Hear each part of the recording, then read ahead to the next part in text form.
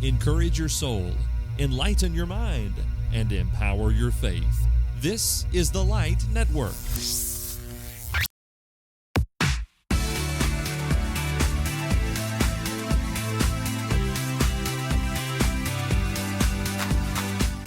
If you want to be a serious Bible student, a successful servant, and a powerful preacher, this is the podcast for you.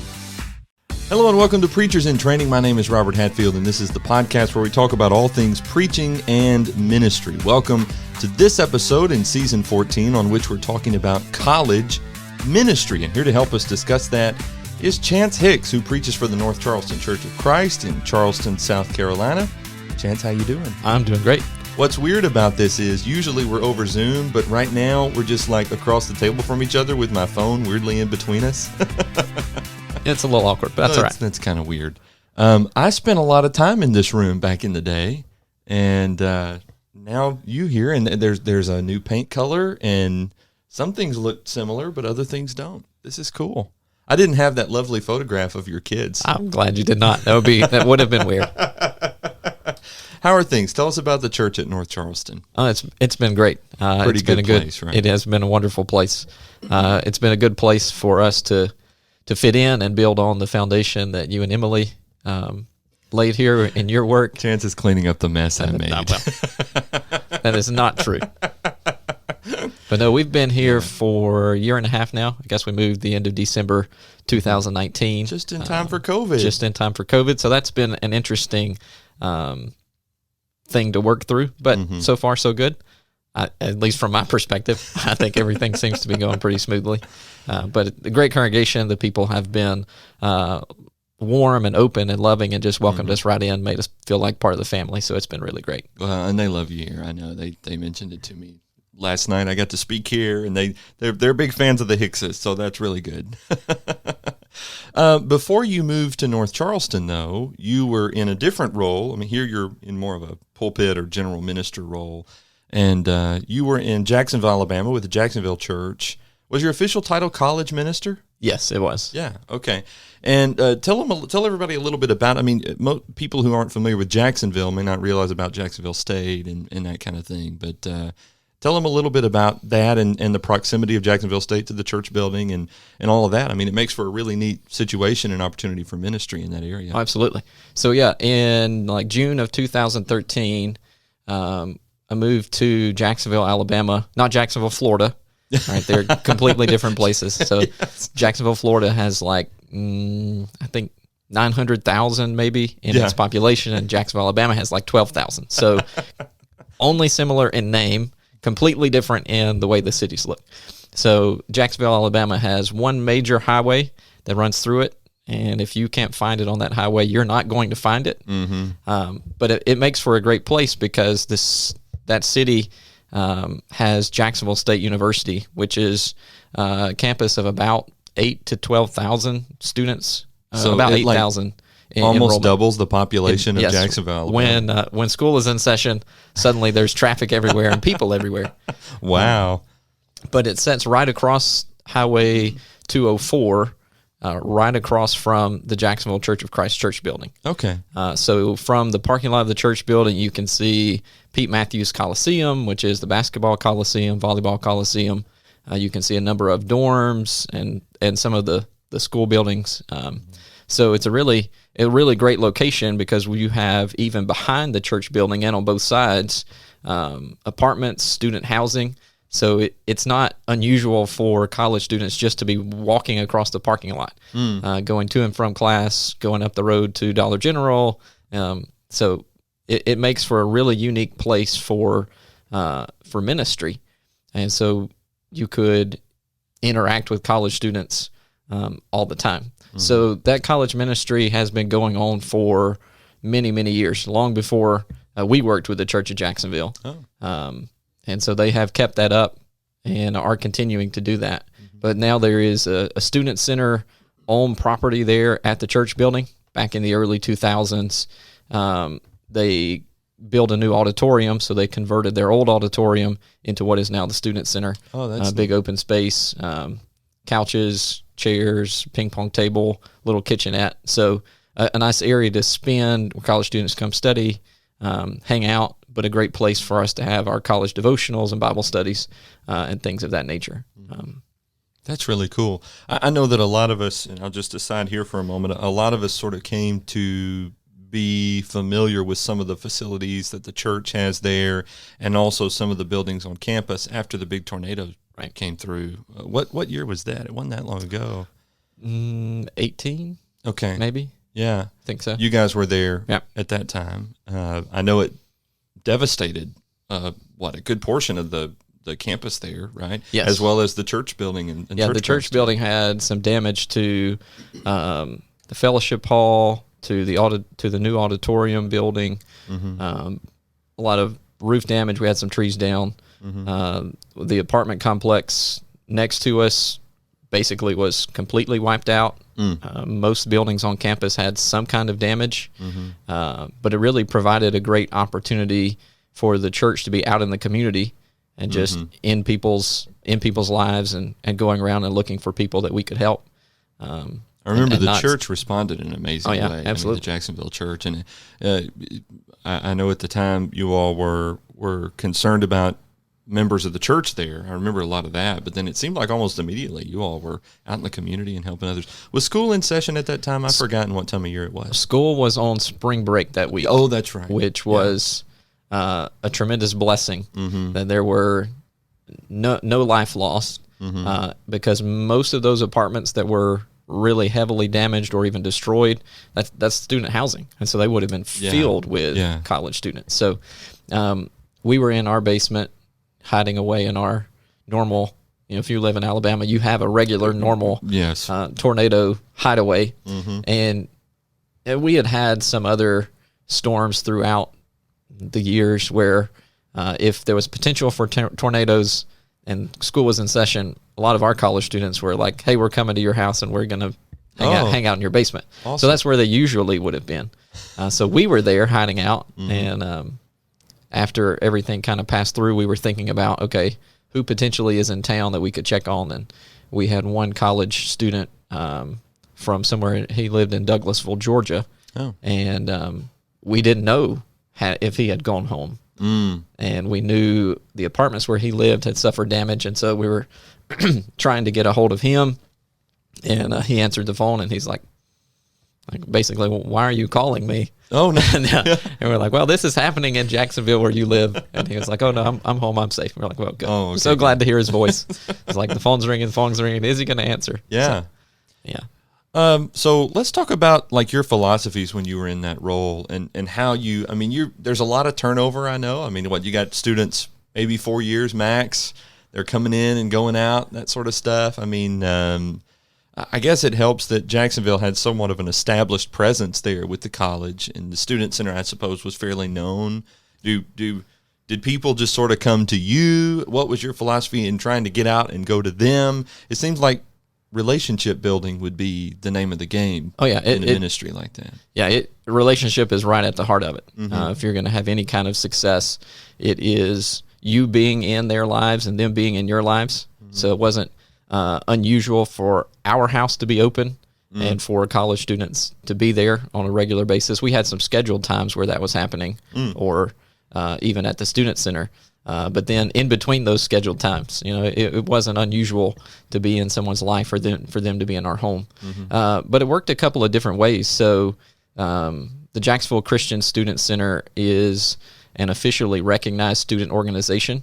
So that gave us the ability to be on campus, gave us the ability to advertise on like the big marquee sign where the college advertises what it has going on. Well, we could put our information on there. So every Monday night, the church would host a dinner and a devotional. So we would have a free meal provided by our members at 6:30. We would have a Bible study period and a group activity after that. So we could advertise that on that big marquee, being where we were also. So sometimes people are just walking through the parking lot roughly about that time. They see our sign out front, so they stop in. So it wasn't unusual for us to have college students that would visit on a Sunday morning or on a Monday night devotional just because they looked out and they're like, hey, I'm thinking about going to church somewhere today, and we are the one right across the street. We're the one outside of their apartment, so they would stop by. So that gave us some opportunities there. Every summer when the JSU did their Gamecock orientation, we got to set up a table, a booth, put up a display, pass out information for all the incoming freshmen. So a lot of them walked right by and you couldn't stop them. Yeah. But you might stop their parents. But we did. We got to talk to a lot of people and get contact information from them and try to reach back out to them with emails and text messages to encourage them to come. So it opened a lot of doors. Yeah. But yeah, to be successful in it, it's building relationships. So when those individuals come, making a connection with them, reaching back out to them in the next couple of days, and start building a friendship where they feel comfortable. They feel like you are open to them, and you can. It might take a couple of weeks, but you can open some doors where you have an opportunity to talk about Jesus and talk about the scriptures with them. So. And I would imagine, especially if you're seeing them at regular worship services, Bible studies, and then the Monday nights, and then the other opportunities you guys would make available. I mean, after a while, you're together probably quite a lot throughout the week. Yeah. So, there was a Sunday morning college Bible class, Monday night dinner and devotional, Wednesday night college Bible class. Most every Wednesday night, I somehow was able to convince Kelly that it would be okay after Wednesday night Bible class to open our home for them to come over and have desserts or to play games. Yeah. Which, as Grayson grew older and then we added Cooper, it kind of made that a little bit more difficult. Yeah. But we managed. So they would come over, we would have dessert with them. And it was times like that you really build a strong connection where people felt comfortable to talk and open up. There's something about being in your house, right? I mean, absolutely. It's a little more personal or something. And like with dessert, so. Oh well, you can't go wrong with dessert. You can't go wrong there. So if you got cake or monkey bread or fruit pizza, something like that. Yeah. So many Bible studies started something like that where.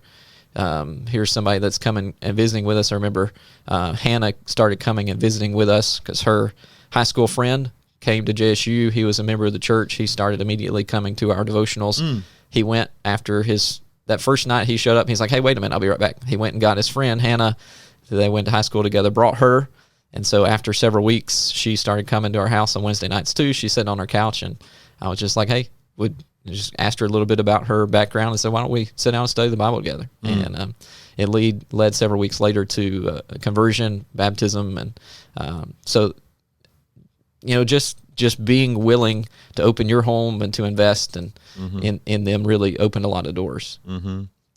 Talk to us a little bit. I mean, some preachers are more naturally this way than others. I think you probably have a more natural temperament to hit it off with people pretty easily, where you're getting to the point where, you getting each other's phone numbers, you're texting back and forth, that sort of thing. I mean, how can guys, this may be a hard question for someone who maybe naturally turned this way, but if someone may feel a little more awkward in that or something like that, or I know early on in my time as a minister, I used to think people don't want me like thrusting myself into their like inserting myself into their lives, or whatever. I mean, how do you get over that feeling or smooth it out in your mind where it doesn't feel weird or awkward? Well, I haven't always been that way, so it hasn't always been natural. So like 7th, 8th grade, 9th grade, I was like the real awkward, shy, quiet. I'm not going to talk to anybody, anytime, anywhere. So this podcast is strange. It's fine. It's just you and me and a lot of technical apparatus between us. It's okay. But so I don't know what helped me get through that in those early years. My junior, senior year of high school, I started working at local community grocery store, and it kind of forced me to interact with people in that customer service kind of role. So that made me open up and be where I could talk to people a little bit more. But then in that college ministry, kind of just having something that we were going to have, so I know we have a Monday night devotional next week. So I met you Wednesday night and you came in, you were a visitor. My approach was, I'm going to tell you about what we're offering. So like, hey, we have this Monday night devotional that's just specifically designed for you. There's a free meal.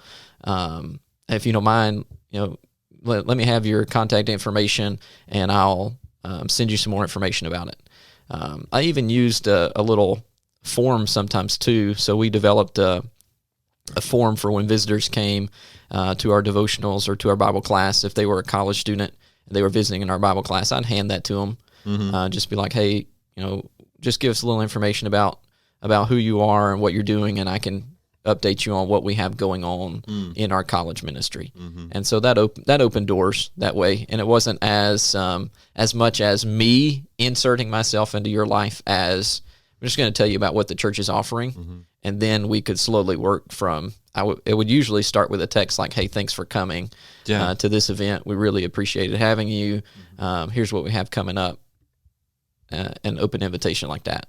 And college students are, I don't know, when you're a freshman especially, you kind of get used to like swapping phone numbers with people. Yeah, I mean, it's just part of the culture. It's part of it, yeah. Yeah. So like at the orientation, I've just got a sheet laid out, and I'm like, hey, if you want more information, if you'll leave your name, your email address, or a phone number, And so most people are comfortable, if they don't want to leave their phone number, they're comfortable leaving an email address with you, because then they can ignore it or follow up with you a little bit. It's not as invasive maybe as receiving a text message. But so texting is the way to go, at least is what I found in college ministry. We tried to do our own app for a while, and that went okay, but it didn't work as well as texting. Just kind of the old-fashioned. Just text, in as much as texting is old-fashioned. That's correct. But, it's just simple. 10 years old now. Tools. Yeah. But and so it allows you to stay connected with them. So sending text throughout the week, it didn't take long on my end trying to formulate and send out a group text or even some individual text. But it allows you to connect with them, and then they can get back to you when they can. So it's not super invasive, but it does take a little bit of courage, and the more you do it a few times, the more comfortable you become approaching somebody and trying to get their contact information.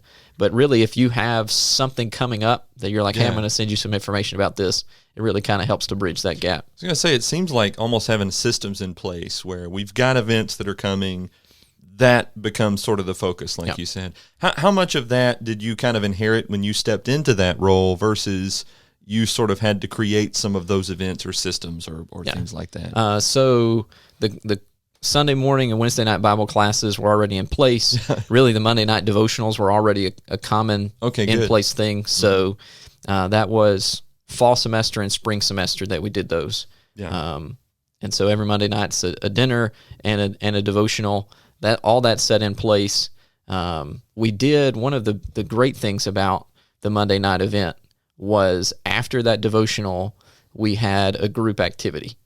Right. So, and we would usually get most everybody would stay, and we would even have visitors who would stay and participate in the group activities. And some of those were active, competitive kind of games. Some of those were, kind of just sitting around kind of card games and that kind of stuff. Yeah. But it was those activities that really helped to open doors too, and people felt comfortable in there, and that's where those college students really built relationships with each other. So in eating a meal together and in studying the Bible together, they're building some relationship. But it was those interactive moments where they really started to learn one another and really started to begin to build some bonds that lasted. But those things were inherited. We just kept those going. But the Wednesday night in our home, that was something that we decided to do and kind of added and kept it most every week. That was happening. We added along the way some like Sunday nights where we would try once a month to have Sunday night supper. So we would, I'd send out a text and say, hey, tonight all the college students are going out and we're going to, this restaurant. Baja was our favorite restaurant in town. We do still miss Baja. It's really good. And I'm sure the waiters there miss us. So we got quite familiar with one another. Nice. In fact, one time we were in there and Kelly went to place her order and did not order it correctly, and the waiter was like, "Don't you mean no vegetables?" And so I was like, "Yes, she does." Yeah, that's pretty great. But so just adding that, we added that. A couple other things we would try once a month just to do some other kind of extra activity, whether that be bowling or a game night at the building. We did laser tag in the student center and in the church building. I don't know how much of that was okay for us to do, run around the auditorium with laser guns. Now people know. Find the flag, but I'm not there anymore, so it's okay. It's fine. You can say it now. That's cool. Now, your background prior to Jacksonville was in youth ministry, is that right? Yeah, I was in a youth and associate type position. In Adamsville, yeah. Alabama. Yeah, okay. Very good. How much of that, like games and stuff like that, carried over into college ministry? I mean, it seems. Are you pulling out your youth ministry, toolbox as you're trying to get some of these games? Or to some extent. Googling this and stuff? You're Google, and you don't want to admit it, but you're on that Pinterest website. Your wife was passing along things from Pinterest. Yeah. So, but even then, so some of the college students are even on the internet. They're like, "Hey, I saw this game. Yeah, I want to do it. Can we try this?" Nice. After a while, it gets crowdsourced, and you find some that work. You try some that don't work. Mm-hmm. The group had some favorites that it's like, "Hey, what do you want to do tonight?" And they were immediately jumping on those. So, good. We had a couple of card games. One guy taught us a card game called College Mal, and they loved to play that game. Yeah. Signs, a game called Shock Ball, Bucket Ball. That one was a little more difficult. Mm-hmm. You had to go clear out the fellowship hall, so you had room to run around. It's like a combination of basketball and ultimate frisbee. Oh. So it can get kind of competitive. Yeah. But our group at that point was a competitive group. That's what they thrived on, so that went really well. So a campus of 8,000-ish, how does that translate over into the number of people on average that you had as a part of the college ministry? So we were probably 20, 25, 30. Mm-hmm. And most of those attended at Jacksonville regularly, but we also brought in some from the local region, the local area that were members at other congregations who came to school at Jacksonville, but they still really lived at home. They worshiped back at their home congregation, but they would come to our devotionals, and they would come to our retreats and things of that nature. Oh, good. But yeah, so most of the time we averaged about 20 to 25 in the group. How many of those were, I'm assuming the majority were probably already members of the church, but most of them were. Yeah. But we had a few regulars that were friends of our group that would come all the time.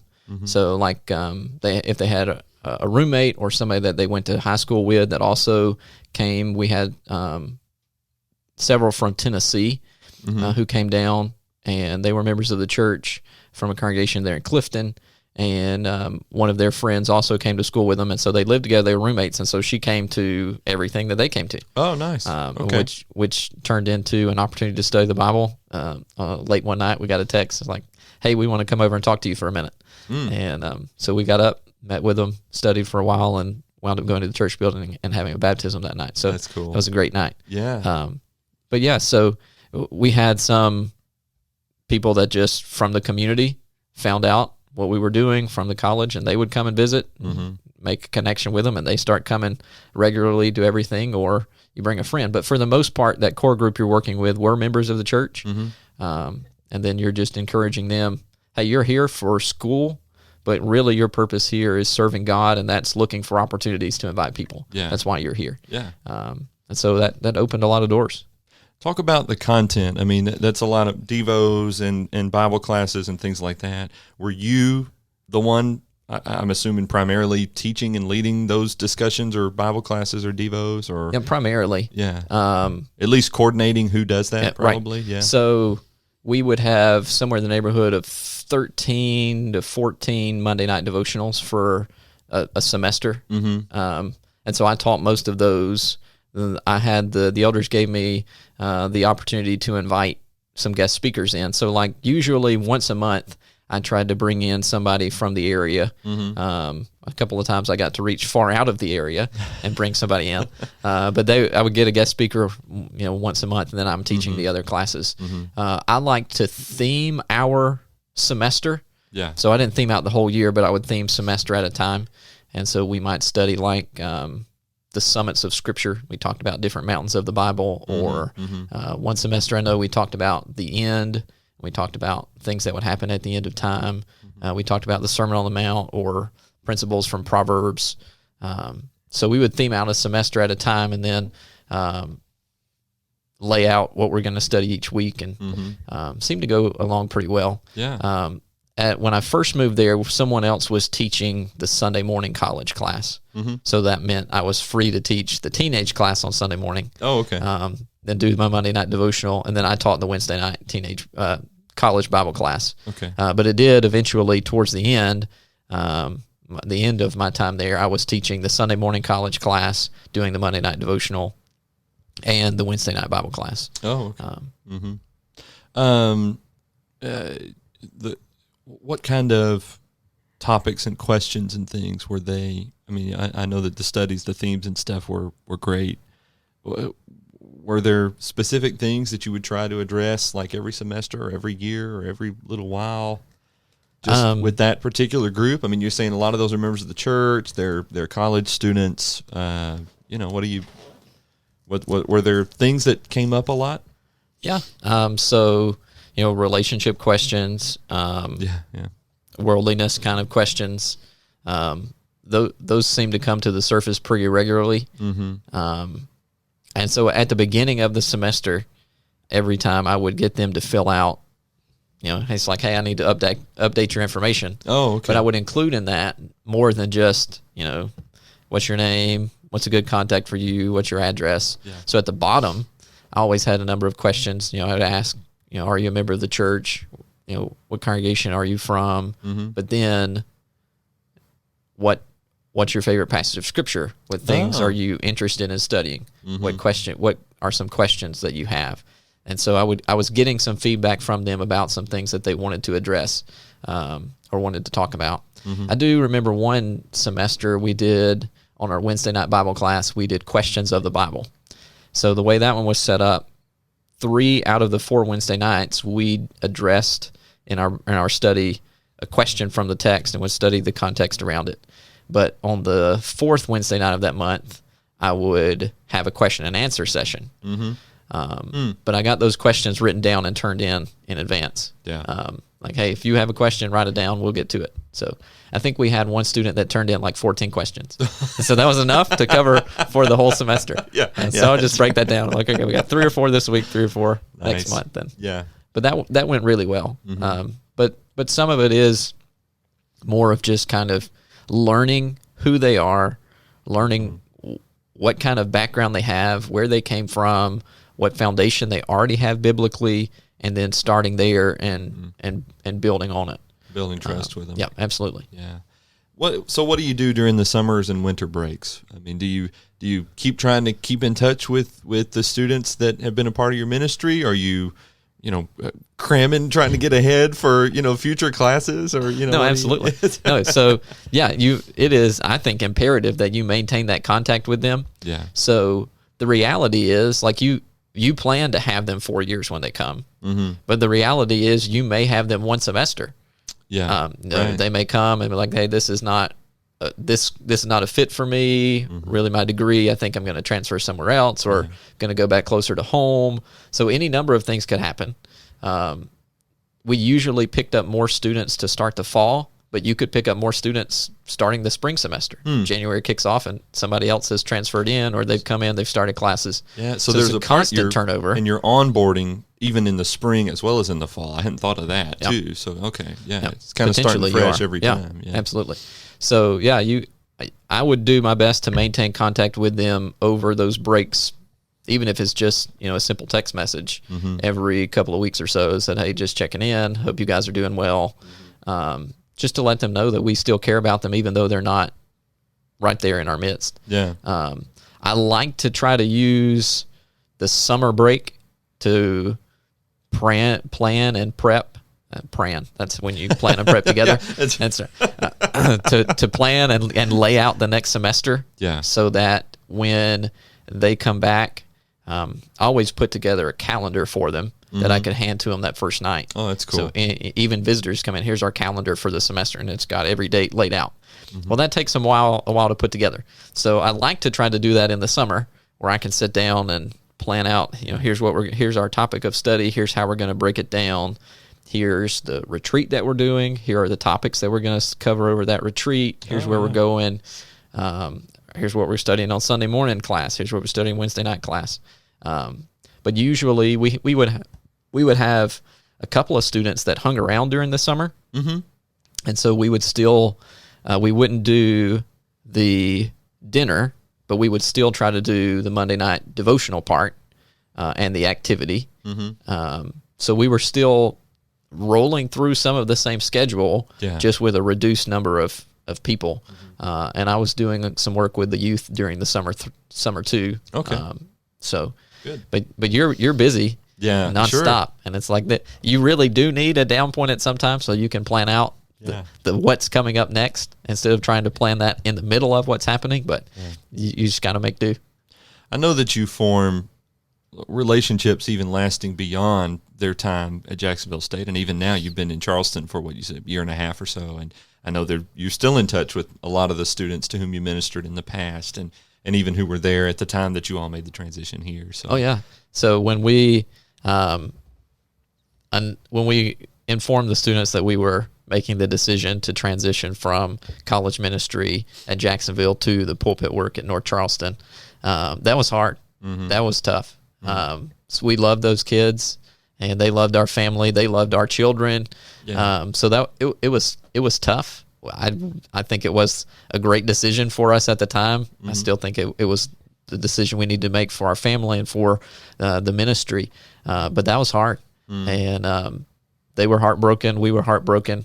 But we had several that said, "Hey, well, we're coming to Charleston with you. We're going to come help you find a place to live." And so that's so neat. So one of the families in North Charleston opened up their home for us to stay, and it's like, hey, can we bring like 6 college students with us? Can we bring some friends? So they came and helped us look at houses. That's so cool. We toured houses together and wow. cried together over what are we going to do, where are we going to live, what's going to happen. Since then, we're in contact with them fairly regularly through text messages. We've had FaceTime calls and Zoom chats, and we've had the opportunity I've had since moving here to go back and do a couple of weddings for those college students and to be a part of that for them. And so we've done some marriage counseling stuff over the phone and then show up for those kind of things. So and so that's neat. You make some lifelong connections there in college ministry. You were invested in their life at a really important time where they were transitioning out of, life at home, life under mom and dad. They're stepping out into the real world for the first time on their own, trying to get adjusted, and you were there. Yeah. And so there's that level of trust where, hey, we're moving into another phase of life, and we need to reach out. We have some questions, and so you make a place where they feel comfortable coming. Yeah. And so it's really awesome. That's cool. One more question before I got another area I thought I want to go down, but kids. I mean, you said, when your kids were young, it's kind of hard to open your home, and I get that. Are you talking about? I'm talking about. Are you talking baby goats? No, yes, baby goats. When you have baby goats at home, they eat everything, and you can't. No, your children. I apologize. When your children were young, tell us just briefly about having your children, and I mean this wasn't. I mean, it was not just you were a college minister. It was like your family was involved in college ministry. So talk a little about that. So Grayson was 2 when we moved to Jacksonville, and so most of his childhood, he was at Monday night college devotionals. Yeah, he thought he was a college student. Yeah, that's right. All those years, because he was at everything. Yeah. So we made it work, and he loved those college students. So there are, even to this day, some that he calls uncle. Oh, really? That have just been that much invested in his life. And so he got to go back, and he was a junior groomsman in one of the weddings that we did earlier this cool. year. So it was neat because those college students wanted to be involved in his life, and he in turn wanted to be involved. He looked up to them, thought a lot of them, talked a lot about them, prayed for them often. And then Cooper was born while we were there, and some of our college students were the first ones who came to the hospital when Cooper was born. They came to visit us, came to see Cooper, and brought gifts, and it wasn't unusual. A couple of the college guys like to get out and walk or run, and they'd start sending pictures of like, here's where I'm at now. Here's where I'm at now. It's like, oh, you're getting closer and closer to the house. So, street signs. So it's like, hey, we're running to the house. But they would come by and just knock on the door when Kelly was there. It's like, hey, I want to take the boys out back and push them on the swing for a while and give you a break. Yeah. So it was really neat. And so family is, like I said, Kelly was heavily involved, thankfully. She would let me twist her arm and encourage her and say, hey, we're gonna do this. Is that okay? She's like, yeah, well, you gotta help me clean the house. Yeah. Like that deal. Right. Okay. So you gotta make it work both ways, right? Yeah, if you want them to be involved and make desserts and that kind of stuff, you got to pitch in too the other way. And if they want to make sure everything's clean and straightened up, then you better be involved in that. So it's a balancing act both ways, but it really helped. For them to be comfortable, for the college girls to have a place where they felt comfortable. And things that they didn't feel comfortable addressing with me, they felt like they had a great connection with her where they could talk about things that they needed to talk about, or things that they had questions about, concerns about. So it's a family involved, but you get a family in return. You think about the promise that Jesus made. If you have to leave behind your family, you're going to find brothers and sisters 100-fold. Yeah. And so you really experience that in college ministry. Even if you haven't necessarily, you haven't forsaken your family, obviously. They're right there with you, but you're getting sons and daughters and brothers and sisters, and it's really, it's hard to describe what benefit you get from that. As a family. But then you hurt for them the same way that you hurt for your children. So that's so cool. So now you're in the Charleston area, North Charleston, South Carolina, and there isn't a college ministry as a part of the congregation here. There are colleges all around this area: College of Charleston, Charleston Southern, and Trident Tech, and several others. And then on top of that, you've got Navy Nuclear School and that sort of stuff. So there are a lot of college students that come in and out, and often, I remember from that time here, show up here in worship services and activities and things like that. You're the only minister on staff here. How much of what you did in Jacksonville carries over, either specifically toward college-aged people or just in some of those philosophies, like swapping text, numbers to text and that sort of stuff? How does that translate into your pulpit work today?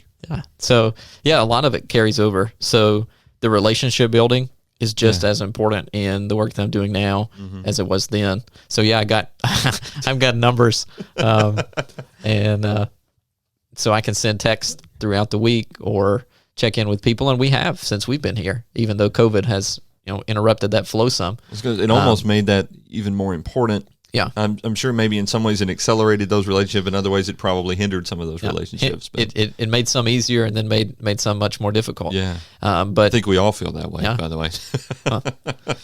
Since we've been here and things have kind of started opening back up, we've had, even in the last few weeks, some families that have come in to visit. They're like, hey, we're here this weekend because we have a student who's looking at College of Charleston or looking at Charleston Southern, and we're just in the area and we're looking at the congregation, trying to find where they would attend, what kind of support they would have. So we're going to have opportunity to use some of those same skills, and we right now have a good group of young professionals, so those right out of college, where that will be beneficial to help building those relationships and bringing them along. Is it hard? I mean, because you're thinking of, I mean, you're trying to make the rounds and talk with everybody who's at a worship service, right? Right. I mean, when you're a college minister, I guess it's assumed your focus will primarily be on college students, even when you're with the gathered congregation. Yeah.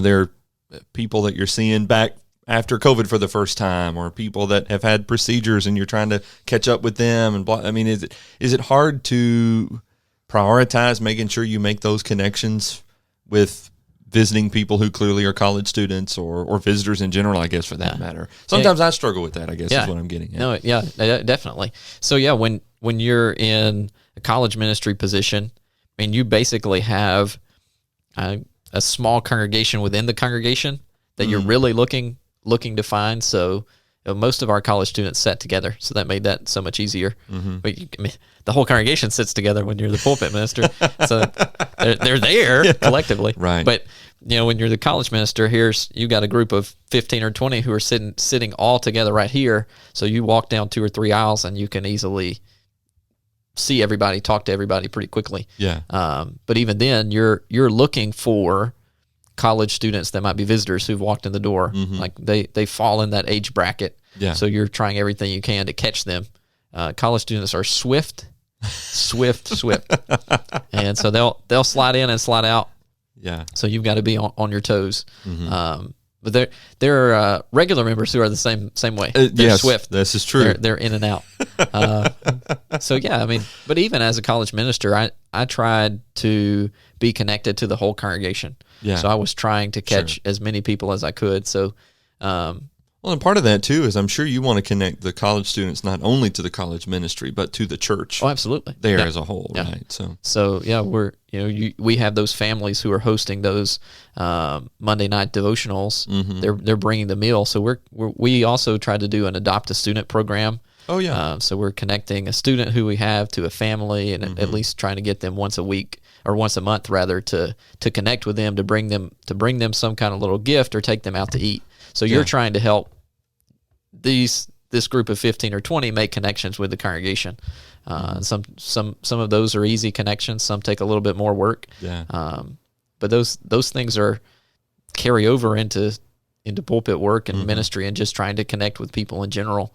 But yeah, it can be tough sometimes trying to run around the whole auditorium. It's like, somebody walks in right before things are starting, and you're like, I really need to try to track down that person and catch them before they leave, because it's been a while since we've been able to connect. So, how about you mentioned, there are you kind of, my words were, you sort of establish some systems to make sure, hey, we can invite you to this and this and this. Are there things like, and I know COVID, right, I mean, it's hindered everything, but are there things like that you're trying to replicate into congregational ministry or pulpit ministry, or things that are already in place that you can say, hey, we want you to be sure you come to this or that or whatever? Of course, regular assemblies, right, are a big part of that. But.